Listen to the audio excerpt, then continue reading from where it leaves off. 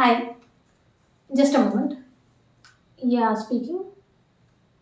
Okay. Yeah, okay, I'll check it. Yeah, I'll update you. I'll check and update you. Yeah, okay.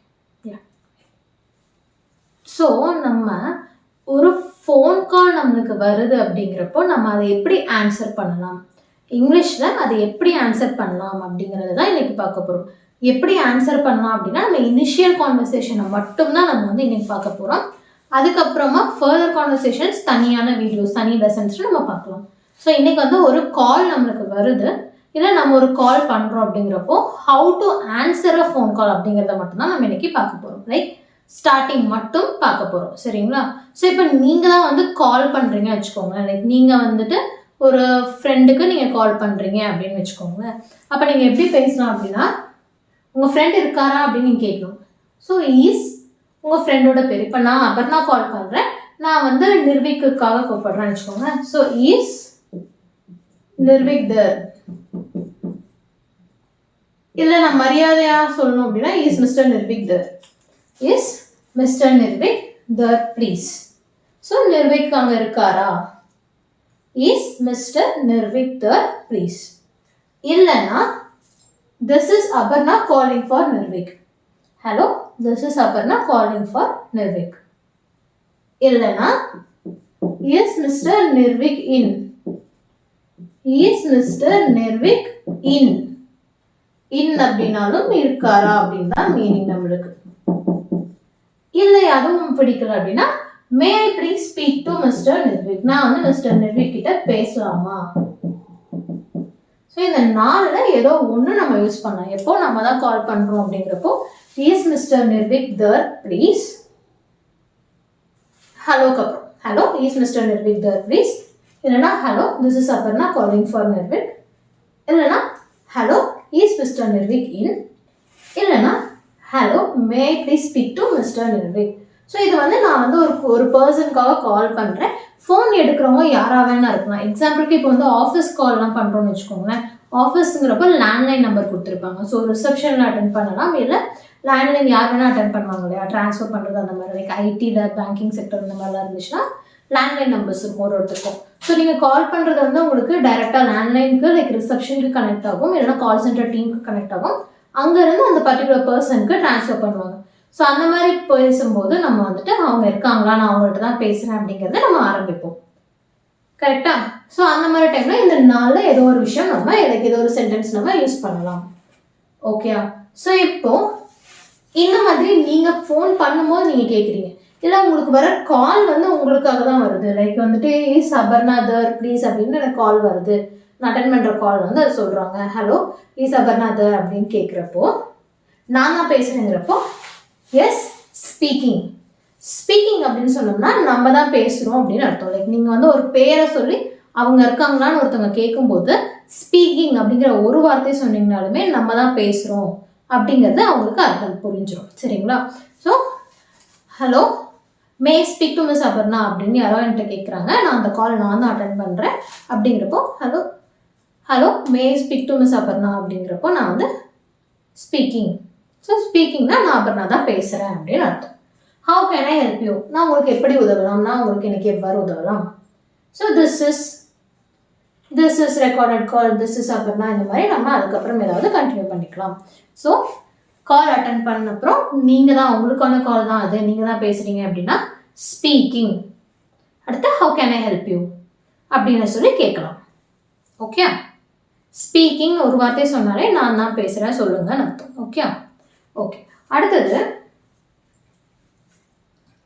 In case நிர்விக்காக யாரோ ஒருத்தர் கால் பண்ணுறாங்க, ஆனால் நீங்கள் எடுத்தவர் வந்து நிர்விக் இல்லை, வேற ஒருத்தர் தான் நிர்விக். ஸோ அவருக்கு நீங்கள் ட்ரான்ஸ்ஃபர் பண்ண போகிறீங்க அப்படின்னா அவங்க வந்து ஒரு நிமிஷம் பொறுங்க அப்படின்னு நம்ம சொல்லுவோம். அதுக்கு 1 moment ப்ளீஸ், ஒரு நிமிஷம் ப்ளீஸ், இல்லைனா just a moment please, just a moment please, இல்லைனா ஹேங் ஆன் அ செக், ஒரு செகண்ட் பொறுங்க, I will get Mister Nirvik. Like அவங்க இந்த லைனில் இல்லை, ஒருவேளை அவங்க இடத்துல இல்லாமல் இருக்கலாம், இல்லைனா லைன் வந்து ட்ரான்ஸ்ஃபர் பண்ணலாம், எதுவாக வேணா இருக்கலாம். ஸோ நான் வந்து அவருக்கு கொடுக்குறேன் காலை, நீங்கள் ஒரு நிமிஷம் வருங்க லைனில் அப்படின்னு சொல்கிறது.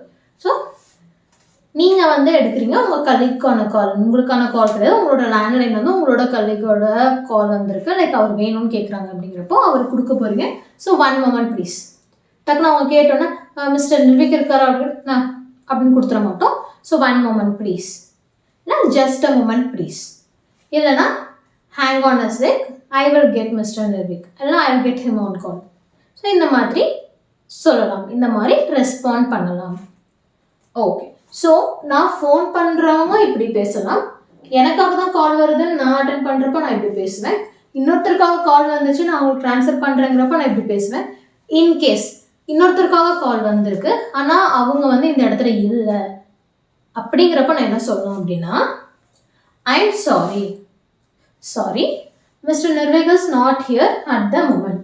இந்த நிமிஷம் வந்து இந்த நேரத்துக்கு லைக் இப்போ நிர்விக் வந்து இங்கே இல்லை, would you like to leave a message, ஏதாவது மெசேஜ் கொடுக்குறீங்களா அவருக்கு, லைக் அவருக்கு ஏதாவது நான் சொல்லணுமா, சாரி அவர் இடத்துல இல்லை, ஸோ அவருக்கு ஏதாவது மெசேஜ் இருக்கா, நான் அவருக்கு ஏதாவது சொல்லணுமா, லைக் நீங்கள் கூப்பிட்டீங்க இதுக்காக கூப்பிட்டீங்க அந்த மாதிரி ஏதாவது நான் சொல்லணுமா, ஏதாவது நான் கன்வே பண்ணணுமா அப்படின்னு கேட்கலாம்.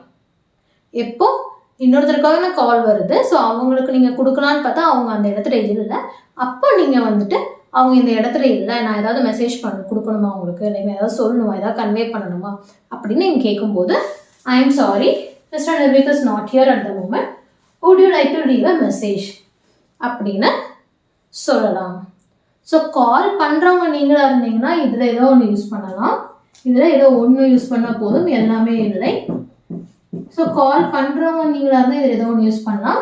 கால் வந்ததே உங்களுக்காக தான், நீங்கள் தான் அட்டென்ட் பண்ணுறீங்கன்னா இப்படி ஆரம்பிக்கலாம். கால் இன்னொருத்தருக்காக வந்திருக்கு அவங்களுக்கு ட்ரான்ஸ்ஃபர் பண்ண போகிறீங்க அவங்களுக்கு கொடுக்க போகிறீங்க அப்படின்னா இது ஏதாவது யூஸ் பண்ணலாம். கால் வந்தது இன்னொருத்தருக்கு ஆனால் அவங்க அந்த நேரத்தில் இல்லை, ஸோ அவங்களுக்கு ஏதாவது நீங்கள் வந்து கன்வே பண்ணணுமா ஏதாவது சொல்லணுமா அப்படின்னு கேட்கணும்னா இதை யூஸ் பண்ணலாம். ஸோ இன்றைக்கி நான் சொன்ன மாதிரி ஒரு ஃபோன் காலை எப்படி ஆன்சர் பண்ணலாம் அப்படிங்கிறத மட்டும்தான் பார்க்குறோம். அதனால் இனிஷியல் கான்வர்சேஷன் இது தான். ஸோ இதில் நம்ம வந்து ஏதோ ஒன்று செலக்ட் பண்ணிவிட்டு யூஸ் பண்ணோம்னா ஓகே, சூழ்நிலைக்கு ஏற்ற மாதிரி. ஓகேங்களா? ஸோ இப்போது இன்றைக்கி உங்களோட ஹோம்ஒர்க் என்னென்னு பார்த்தீங்கன்னா, நீங்கள் உங்கள் ஃப்ரெண்டுக்கு கால் பண்ணுறீங்க இதில் ஏதோ ஒன்று யூஸ் பண்ணி, அந்த பக்கம் வேறு யாரோ ஒருத்தர் எடுக்கிறாங்க அவங்க இதில் ஏதோ ஒன்று சொல்கிறாங்க, இல்லைன்னா இது சொல்கிறாங்க. ஸோ அந்த மாதிரி நீங்களாக வந்து ஒரு imaginative conversation like imaginative situation create பண்ணி ஸோ அங்கே என்ன பேசுவீங்க அப்படிங்கிறத எனக்கு கமெண்ட்டில் சொல்லுங்கள். அதுதான் உங்களோட ஹோம்ஒர்க். பெருசாக ஒன்றும் இல்லை, நம்ம இன்னைக்கு பார்த்ததுலேயே இதில் ஏதோ ஒன்று, இதில் ஒன்று அண்ட் இது ஏதோ ஒன்று. ஸோ அந்த மாதிரி நம்ம செலக்ட் பண்ணி அதை வந்து எனக்கு கான்வர்சேஷனில் சொல்லுங்கள். இது வந்து நீங்கள் இது மட்டும் செலக்ட் பண்ணுறதோடு இல்லாமல் உங்களோட ஃப்ரெண்டுக்கு நீங்கள் கால் பண்ண போகிறீங்க, கால் பண்ணி பேச போகிறீங்க. ஸோ உங்களோட ஃப்ரெண்ட் வந்து ஒரு தடவை இந்த மாதிரி ரெஸ்பாண்டும், இன்னொரு தடவை இந்த மாதிரி ரெஸ்பான்ஸும், இன்னொரு தடவை இந்த மாதிரி ரெஸ்பான்ஸும், மொத்தம் 3 தடவை ரெஸ்பாண்ட் பண்ண போகிறாங்க. நீங்கள் கால் பண்ண போகிறது 3 தடவை. அதே மாதிரி உங்கள் ஃப்ரெண்டும் உங்களுக்கு 3 தடவை கால் பண்ணணும், நீங்கள் இந்த 3 வகையிலும் ரெஸ்பாண்ட் பண்ணணும். இதை கண்டிப்பாக நீங்கள் ப்ராக்டிஸ் பண்ணுங்கள். கண்டிப்பாக ப்ராக்டிஸ் பண்ணணும்னா நம்மளுக்கு குழப்பம் சொதப்பும். ஸோ உங்களோட ஹோம்ஒர்க் வந்து எனக்கு ஜஸ்ட் கமெண்ட்டில் மென்ஷன் பண்ணுறது மட்டும் இல்லாமல் ப்ராக்டிஸும் பண்ணணும். Practice makes perfect. So practice பண்ணுங்கள், அப்போ தான் உங்களுக்கு சரளமாக இங்கிலீஷ் வரும். ஓகே, லெசன்ஸ் கவனிக்கிறதோட விட்டுறாமல் ப்ராக்டிஸ் பண்ணுங்கள், ஹோம்ஒர்க் பண்ணுங்கள். Okay, thank you.